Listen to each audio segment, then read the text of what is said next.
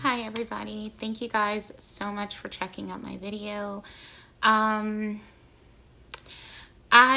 want to talk about what happened in Mesquite, Texas with a young mother who was medically neglected by a healthcare professional while they were typing things very calmly, like this woman was not screaming out in agonizing pain. I don't know how you can watch that video, which I've seen countless times at this point, and not be triggered. Um, I gotta say this about racism, but I'm actually, after I say this bit about racism, I'm taking it in a different direction because I think that a lot of us, including whites who are trying to be allies, have kind of gone about things the wrong way a little bit. So about racism, it amazes me that there are people who can kiss a dog in the mouth or let a dog kiss them in the mouth, but if they see two men, two women, a black and a white person, people of different backgrounds, whatever, showing love and affection, it makes their stomach turn. But it's okay for you to kiss your dog who's been licking his own butthole and sticking his snout in other dogs' butts. That okay. You know, mental illness that goes unchecked. Okay, I'm not trying to shame people, but this is it's like it it makes my head want to explode how irrational that thought process is. Okay. Next. If you saw someone kick a dog and it upsets you, as it should upset you, seeing someone abuse animals should upset you.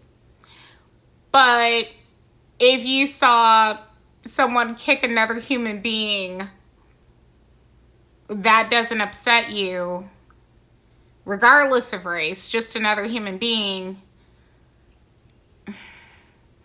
Again, it's you. Woo, some people are just, I don't. What would Jesus do? I don't know, because some people are so lost. God bless them, but they are so lost. Like, if I have seen people make arguments for animals who attack babies. There have been so many horrible stories of dogs that have mauled babies and children to death, and adults, of course, but especially, innocent little babies who can't fight back, have mauled them to death. And you will have, in my opinion, POS in the comments defending the animal. But meanwhile, when a human being does something that they don't like, or a human against human, they don't, it's like all their empathy that they had for that animal went out the window. I don't know what to tell you, man. I think that they're in the minority, the people that are as twisted as the ones I'm telling you. I'd like to believe that. Please let them be the minority, even amongst people that are, quote unquote racist, or are racist. Like we're not going to even quote it. They're racist. But I'd still like to think that people that are that ridiculous are in the minority. Okay. I'd like to think so. I hope I'm right. Anyway, but if you see an animal suffering and that touches you more than seeing a human being suffering, again, I would seek therapy. I genuinely would. I would. I'm telling you, you need it. Bless your heart. Next, though, I think that non-black allies and black people are going about that story the wrong way. I do. I think, I'm having a conversation about racism and stuff, but at the same time, we got to take race out of it. And I know nobody wants to do that because it's like, no, that bitch did it because she was, she's racist. Okay. But at the end of the day, she neglected another human being. And I hope you follow me with this. Really quick story.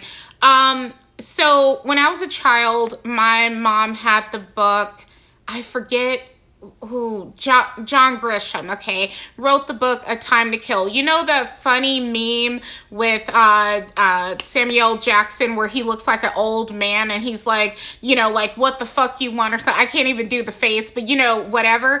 That's from the movie A Time to Kill. It was made in the mid-90s. It has Sandra Bullock, Matthew McConaughey, that one dude. The one who has the famous dad. I forget his name. Shoot. Anyway, it doesn't matter. Shoot, it's at the tip of my tongue. I can't say his name though.